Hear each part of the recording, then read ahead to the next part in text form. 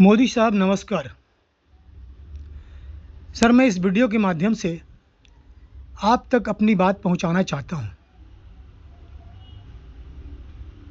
आप इस देश के राजा बने तो इस देश के लिए और इस देश की सनातन जनता के लिए बड़े सौभाग्य की बात है। आप में वो सारे गुण मौजूद हैं जो एक राजा में होना चाहिए। आप ईमानदार हैं, आप राष्ट्रभक्त हैं। देश की जनता को ऐसा ही प्रधानमंत्री की ज़रूरत थी और इसलिए उन्होंने आप में विश्वास पैदा किया। आप पर उनको पूर्ण विश्वास है कि आप उनकी सनातन धर्म की रक्षा ज़रूर करेंगे और ईमानदारी से इस देश के विकास के लिए काम करेंगे। इसलिए पूरी शक्ति उन्होंने दी आपको और यह ईश्वर की भी मर्जी थी कि आपको पूरा शक्ति दिया जाए, इसलिए आपको भेजा गया है और एक खास काम के लिए। और वो काम है कि सनातन खतरे में है, ये देश खतरे में है और इस देश को दुश्मन से बचाना है, दुश्मन से इसकी रक्षा करना है। और जनता को विश्वास है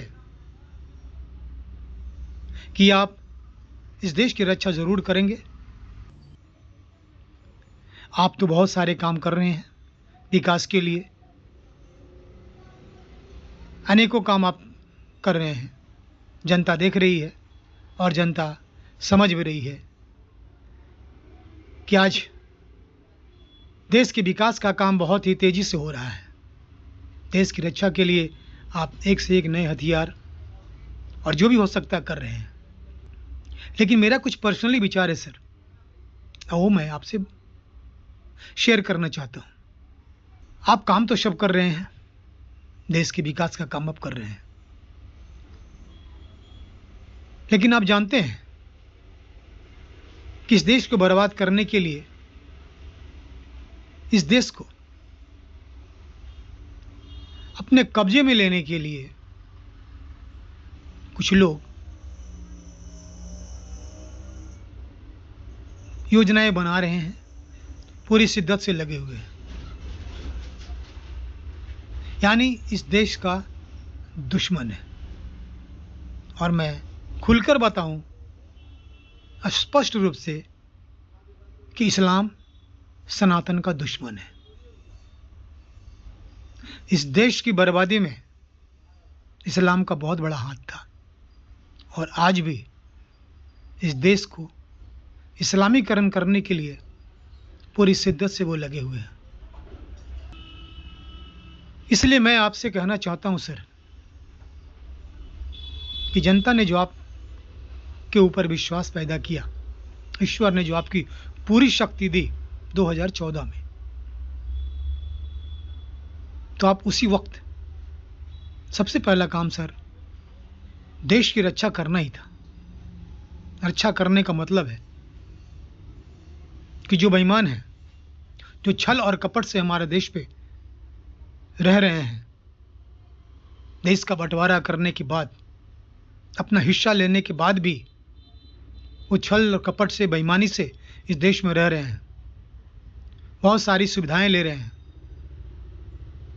हर तरह की वो सुविधाएं जो उनको नहीं मिलना चाहिए था, एक गलत तरीके से सारी सुविधाएं उसको दिया जा रहा है।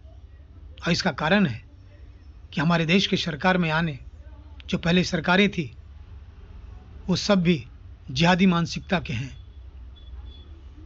तो इन जिहादियों से देश को बचाने के लिए सर आपको उस बेईमानी को ठीक करना होगा जो 1947 के बंटवारे में हुआ। चूंकि इस देश की समस्या की सारी जड़ें एक ही है और वो है इस्लाम। इस्लाम की वजह से ही पूरा देश परेशान है।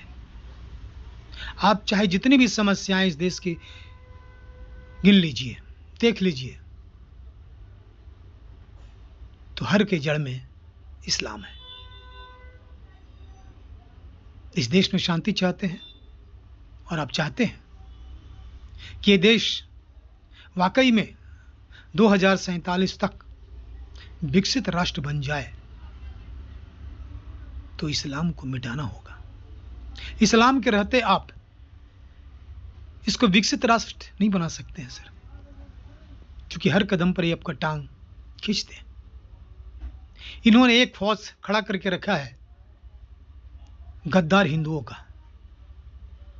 वो गद्दार हिंदुओं को बांट करके रखा है, बांटने का काम कर रहा है, और आपके हर काम को आप चाहे जितना भी अच्छा काम कर रहे हैं, बुराई करने में थकते नहीं हैं। जनता को बरगला रहे हैं, उनके दिमाग में गलत सलत बातें भर रहे हैं, भड़का रहे हैं, हिंदुओं की एकता को तोड़ रहे हैं। हमारे देश के बहुत से ऐसे जनता हैं जो अशिक्षित हैं, जो चंद पैसों में बिक जाने वाले हैं, वो उनके पक्ष में खड़े हो जाते हैं। इसलिए मैं आपसे यही रिक्वेस्ट करूंगा सर कि जो काम आप पहले नहीं कर सके, नहीं किए, 2014 में या 2019 में भी आपको पूरी शक्ति मिली थी, और ये ईश्वरीय शक्ति थी। ईश्वर ने जानबूझकर आपको शक्ति दी कि आप वो काम करो जिससे देश हमेशा हमेशा के लिए सुरक्षित हो जाए। क्योंकि इस देश को खतरा सिर्फ और सिर्फ इस्लाम से है, और जब तक इस्लाम खत्म नहीं होगा, ये देश इस्लाम मुक्त नहीं होगा, तब तक इस देश में शांति कायम नहीं हो सकता है। और जैसे जैसे समय बीतेगा, वैसे वैसे इस देश पर खतरा बढ़ता जाएगा। इसलिए मोदी साहब, मैं यही कहना चाहता हूं एकदम स्पष्ट कि पहला काम जो आपको करना चाहिए था, जो अब तक आपने नहीं किया, वो कीजिए सर। आप जब तक ये काम नहीं करेंगे, भारत को इस्लाम मुक्त नहीं बनाएंगे, तब तक ये देश सुरक्षित नहीं है। इस्लाम का अंत ही भारत की सुरक्षा की गारंटी है। इसलिए सर, साम दाम दंड भेद कुछ भी करके पहले इन सब को देश से बाहर निकालिए, भारत को इस्लाम मुक्त कीजिए। दुनिया की तरफ मत देखिए सर, क्योंकि दुनिया में जितने भी राष्ट्र हैं, जितने भी राष्ट्राध्यक्ष हैं, सब लालची, बेईमान और पक्षपाती हैं। सब सिर्फ अपने स्वार्थ के लिए काम करते हैं, दूसरों की भला के लिए कोई सोचता नहीं है। कैसे भी दूसरों को दबा के, सता के, लड़ा के, भिड़ा के अपना स्वार्थ पूरा कर लें, बस यही उद्देश्य है। बड़े बड़ी संस्थाएं बने हैं, संगठन बने हैं, लेकिन सब पक्षपाती हैं और सब स्वार्थी हैं। इसलिए अपना घर बचाने के लिए, अपने घर की रक्षा करने के लिए आपको उन सब का नजरअंदाज करके अपने घर को बचाना है सर। इसलिए आपसे अनुरोध है कि आप जितना जल्दी हो सके उतना एक्शन लीजिए सर, क्योंकि ये 1 साल अभी आपको हुआ है और 4 साल अभी बाकी है। इस 1 साल के अंदर आपको इस देश को रक्षा कवच पहना देना होगा।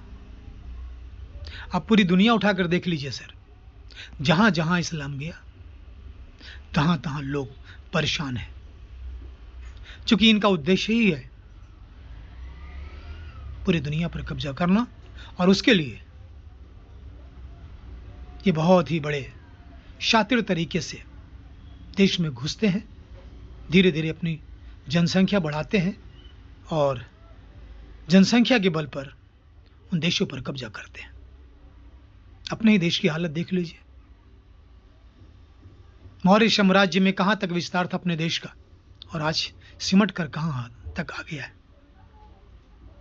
पाकिस्तान तो आपके सामने ही बटा, आपने देखा। और आज भी इस्लाम किस तरह से हिंसा कर रहा है हिंदुओं पर। कश्मीर हिंदू विहीन हो गया। बंगाल में आपके सामने 2 लाख जनता, वहां से छोड़ना पड़ा हिंदुओं को अपना घर बार, मुसलमान आकर बस गए।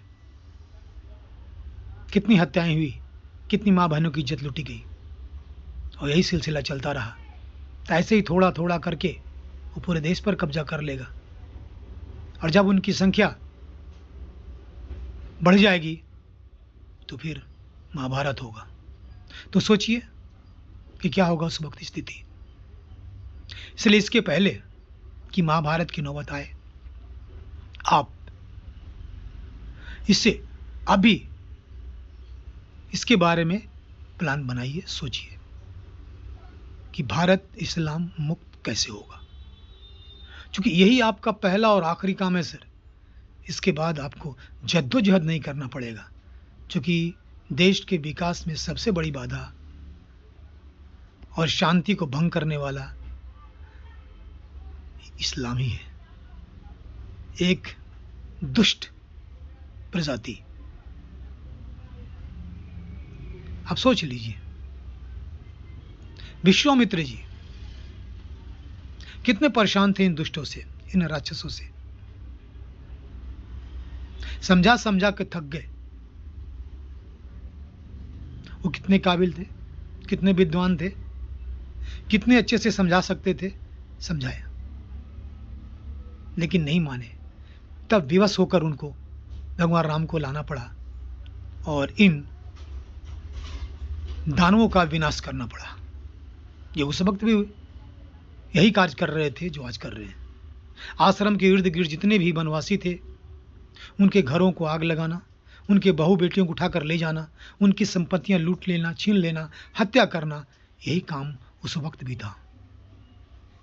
जिसे देखकर विश्वामित्र जी को फैसला लेना पड़ा और राम लक्ष्मण को लाकर इन सब का संहार करना पड़ा। तो सर, आपसे यही निवेदन है, मैं यही कहना चाहता हूं कि आप विश्वामित्र जी से प्रेरणा लीजिए सर, कि दुष्ट समझाने से नहीं समझते। ये प्रजाति ही ऐसी है। आपने कोशिश किया कि इनको पढ़ा लिखा करके ज्ञानी बना दें ताकि इनके समझ में आए और देश के प्रति प्रेम जागे, लेकिन ये जितने ऊंचे ओहदे पर काम कर रहे हैं, उतने बड़े पैमाने पर जिहाद फैला रहे हैं। इसलिए ये प्रजाति समझने वाला नहीं है सर।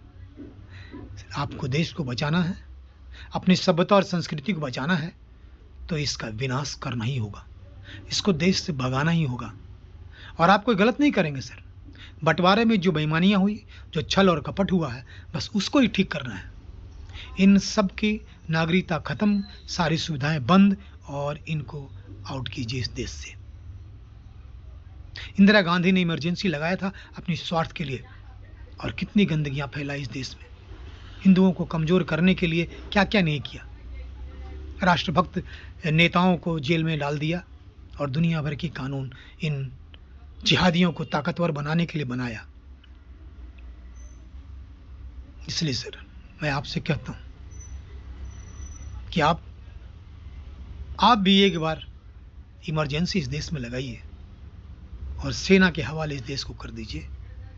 उनको ये ड्यूटी दे दीजिए कि सारे जिहादियों को इस देश की सीमा से बाहर निकाल दे। सर, ये मौका है, बार बार ये मौका नहीं आता। अभी भी आपके हाथ में समय है, मौका है, चांस है, ये कीजिए। नहीं करेंगे तो बाद में पछताना पड़ेगा, क्योंकि हमेशा आप इस देश का प्रधान बने नहीं रहेंगे। समय हमेशा एक समान नहीं रहता है। आपको मौका दिया, आप मौका चूक गए, और उसको मौका मिलेगा तो जरा भी नहीं चुकेगा, एक पल नहीं चुकेगा सर। बैठते ही इस देश के विनाश के लिए जितनी योजनाएं हैं बनाएगा और कर डालेगा। जब आपके सामने आपके रहते हुए जिस जिस राज्य में उसकी सरकार है, क्या क्या योजनाएं बना रहा है, क्या उल्टी सीधा कानून बना करके देश के हिंदुओं को, सनातनियों को खत्म करने का प्लानिंग बना रहे हैं, देश को बांटना चाह रहा है, देश की जनता में आपस में लड़ाना भिड़ाना चाह रहा है ताकि सनातन टूट कर बिखर जाए। आप के सामने सब हो रहा है सर, और आपकी राजनीतिक व्यवस्था, ऐसी व्यवस्था किस काम का जो अपने देश को बचा न सके, अपनी आंखों से टूटते हुए बिखरते हुए देखता रहे, ऐसी व्यवस्था किस काम का। और जब अपने घर को बचाना हो, जब अपने घर की रक्षा करना हो, उसकी हिफाजत करना हो, तो नियम और कानून को ताक पर रख दिया जाता है। नियम कानून तो शांति के वक्त काम आता है सर, शांतिपूर्ण जीवन जीने के लिए, लेकिन जहां दुश्मन हमारे देश में घुसा हुआ है, हमारे घर पर कब्जा किया हुआ है, उसे भगाने के लिए किसी कानून, किसी अदालत, लोकसभा राज्यसभा के दौड़ नहीं लगानी पड़ती है। सबसे पहले दुश्मन को चाहे जैसे हो, साम दाम दंड भेद, उसको मार कर तोड़ कर घर से बाहर निकालना पड़ता है। पहले घर से दुश्मनों को निकालिए, फिर जो करना है कीजिए।